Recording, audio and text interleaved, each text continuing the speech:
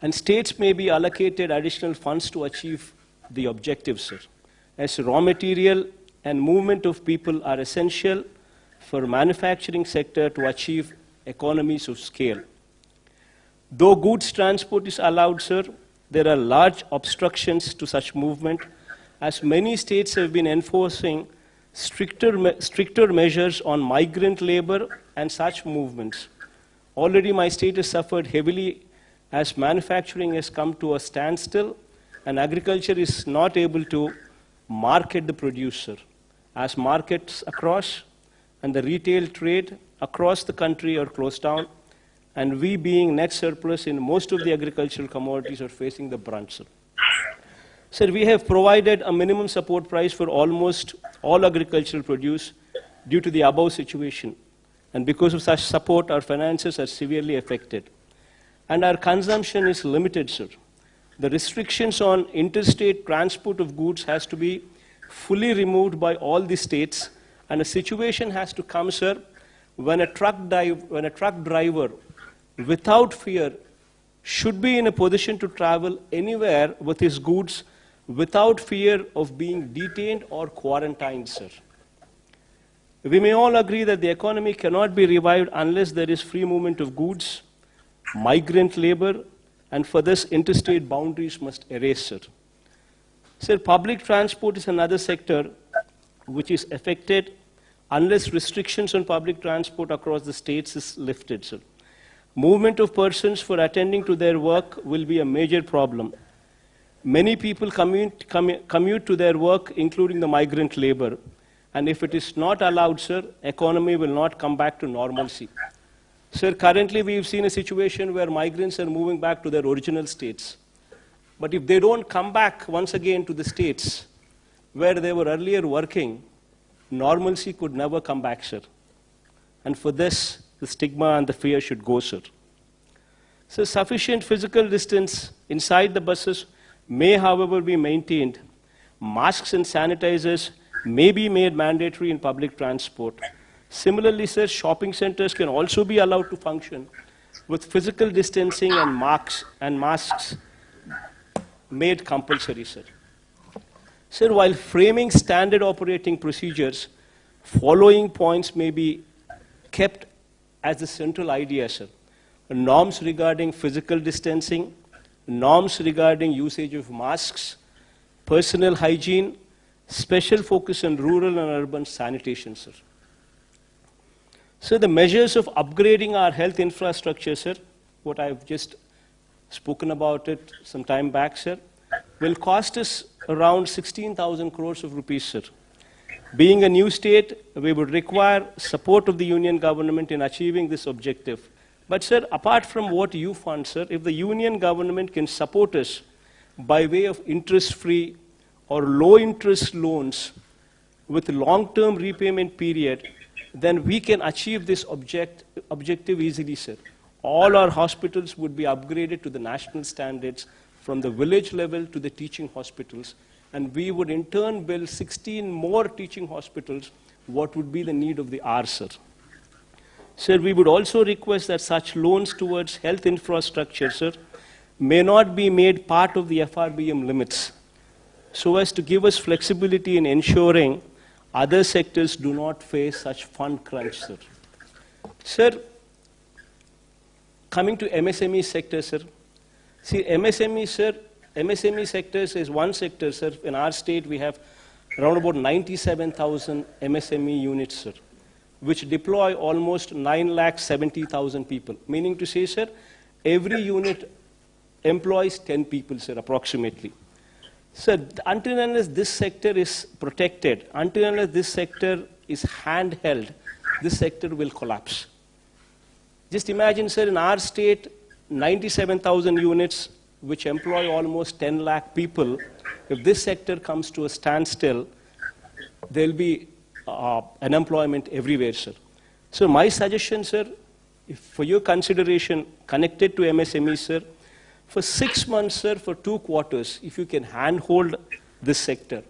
Maybe, every MSME unit has 10 employees in it, sir. Maybe 10,000 rupees per employee for maybe 6 months. will take care of at least 30 to 40% of their salary requirements without having to retrench anybody, sir. Otherwise, people would be just forced to remove them from jobs. Maybe complete interest subvention for 6 months, sir. For 2 quarters will help the sector in a big way, sir. So as far as agriculture is concerned, sir, MSP is to be extended to more number of crops, including horticulture, sir. And procurement limits may be enhanced from the current 30% to at least 50%, sir, along with immediate opening up of wholesale and retail markets, sir. This goes a long way, sir. Sir, I would like to also state that our state finances have been severely affected, sir, which also requires your generous support. As, sir, if states are healthy, so are the people of the country, especially the downtrodden, sir. So this, by and large, is the conclusion, sir. I urge you to consider the above suggestions while relaxing the lockdown measures, as I have outlined above, to ensure all the citizens go back to their normal life and the symptomatic persons are handled by the health system through self-awareness so that the country gets back to the track, sir. Thank you, sir.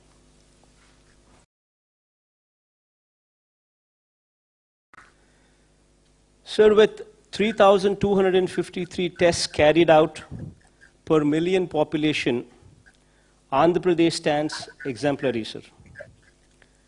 With 1.14% positivity rate, Andhra Pradesh has one of the least positivity rates in India, sir. And our mortality rate with 45 deaths stands at 2.27%.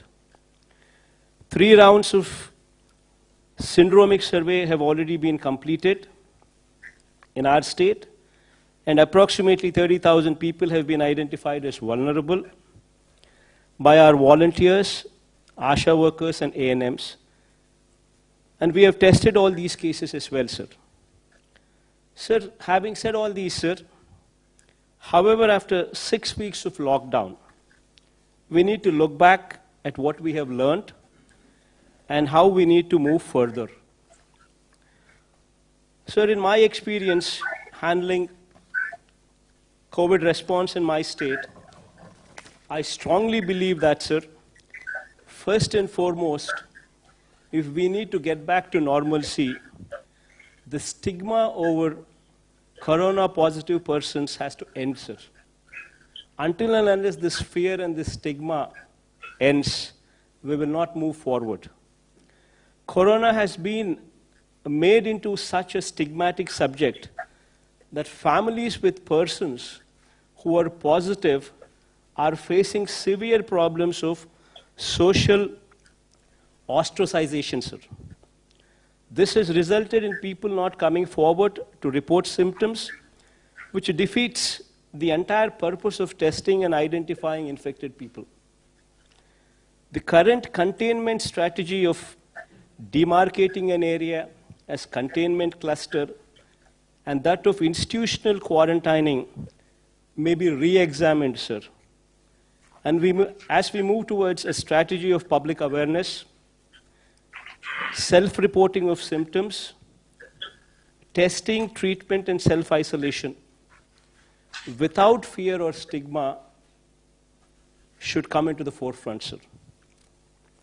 If we can create awareness that 97% or 98% of the cases are curable, and only mild symptoms will occur in 85% of the cases, then stigma attached will go away, sir. So we need to make people prepare themselves to live with coronavirus till a vaccine is produced.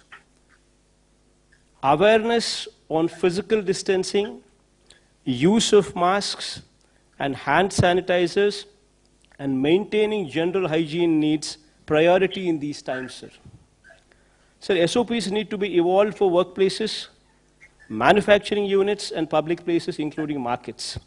Sir, people who have symptoms should be encouraged to come forward themselves for assessment, testing, and treatment without stigma or fear.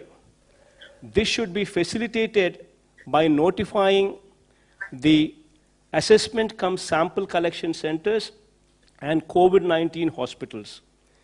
We may also provide access to telemedicine facilities and call center facilities to avail services for assessment and testing and treatment.